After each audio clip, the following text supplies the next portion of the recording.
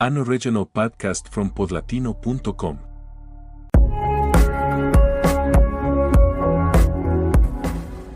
French rugby has always been different.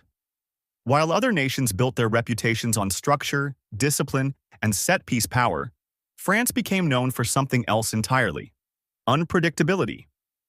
The phrase French flair is not just a cliché. It's a philosophy that has defined decades of rugby, producing some of the sport's most unforgettable moments.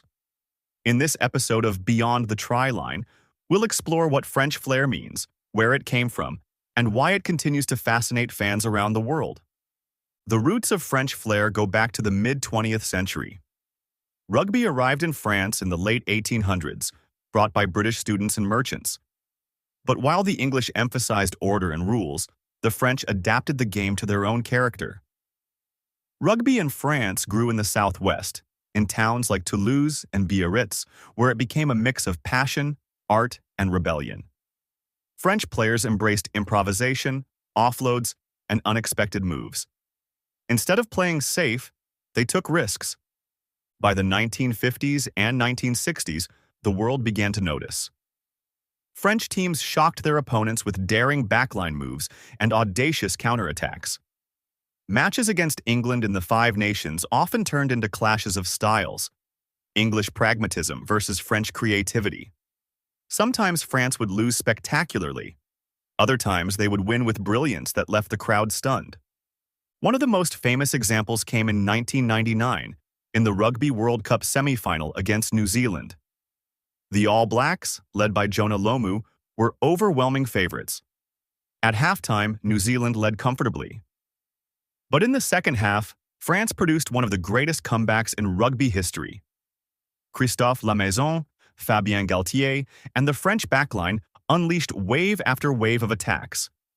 They scored tries from impossible positions, running with flair and freedom. France won 43-31, eliminating the mighty All Blacks. Commentators described it as pure French flair: unpredictable, chaotic, and utterly beautiful. But French flair is not only about winning. It is about style. Fans come to watch Les Bleus, not knowing what will happen. They might see a careless mistake, a dropped pass, or a defensive collapse. But they might also see a moment of magic that no other team could produce. This duality, brilliance and disaster, is part of the myth. French flair also reflects the nation's culture. In art, cuisine, and politics, France has a tradition of individuality and creativity. Rugby is no different.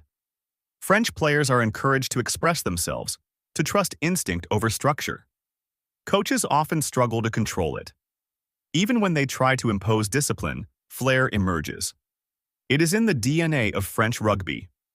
Economically, flair has made France a unique rugby market. The French Top 14 League is the richest in the world, fueled by wealthy club owners and television deals. Clubs like Toulouse, Clermont, and Racing 92 attract international stars. The league rewards entertainment, with fans expecting both victories and spectacle. In many ways, the professional era has institutionalized flair, turning it into both a brand and a business model. Yet French flair also carries frustration. For decades, France has reached World Cup finals without ever winning the trophy. Their inconsistency has cost them titles. Supporters sometimes lament the lack of discipline, wishing for more structure. But at the same time, they know that without flair, France would not be France. Some of the greatest entertainers in rugby history wore the blue jersey. Serge Blanco, with his counter-attacking runs from fullback in the 1980s, defined elegance. Philippe Sella, a brilliant center, embodied creativity. More recently, players like Frédéric Michalak and Damien Traille carried the torch. Today, under coach Fabien Galtier, France is trying to combine flair with discipline, blending instinct with strategy. The rise of stars like Antoine Dupont, the scrum half often called the best player in the world, shows that the French tradition of magic is alive, but now balanced with precision. Flair also impacts global rugby culture. Fans worldwide remember French matches not for the scores but for the moments. The outrageous passes, the unexpected kicks, the breathtaking tries. France gives rugby something essential: unpredictability.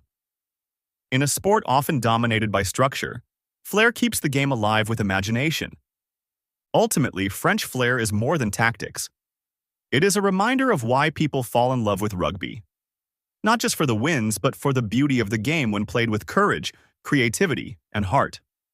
Behind the try line, French flair is chaos and art, failure and glory, a style that ensures France will always remain rugby's greatest entertainers.